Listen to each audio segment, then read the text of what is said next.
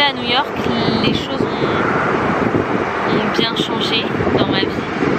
Je savais que en arrivant ici, la douleur, l'anxiété, la tristesse et tout, elle allait pas partir. Genre je savais très bien que en arrivant à New York, j'allais embarquer tout ça avec moi, que ça allait pas rester en France. Mais c'est vrai qu'il y a des fois où en fait c'est beaucoup plus fort que je le pensais.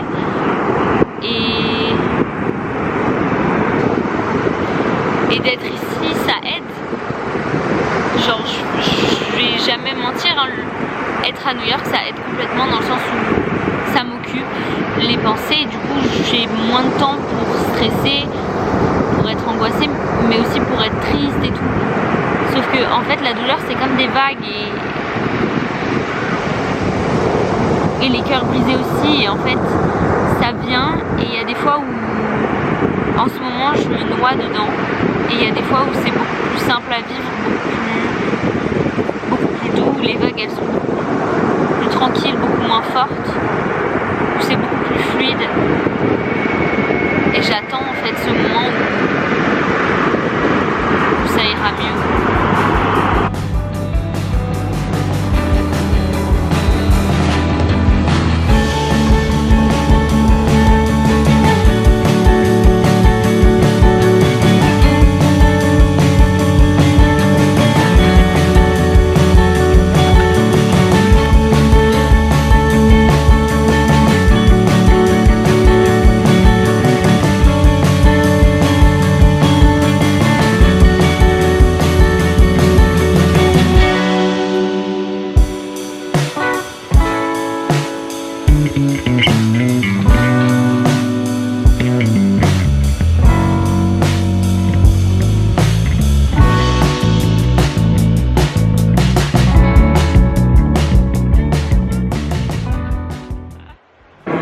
Cette journée, ma foi, fut particulièrement sympa. Le week-end entier était particulièrement bizarre, doux amer.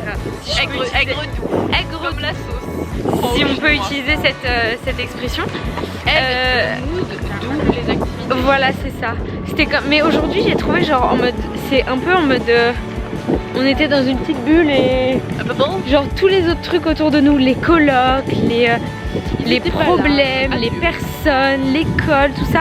Rien n'existait. Juste nous et l'océan. Enfin, la bulle va éclater dès qu'on va rentrer dans le métro, tu t'en rends compte pas? Oui, non, parce qu'ici il n'y aura pas trop de monde. C'est dans le métro, dans les 2-3. Genre à Penn Station. J'ai envie de rester dans cette bulle, Charlotte. À Penn Station, ça va être le ghetto. En fait, ça me déprime parce que genre aujourd'hui c'était trop bien. On était trop dans notre mood et tout, sans rien pour nous déranger. Et là on va rentrer à la maison et je sens que tout va revenir.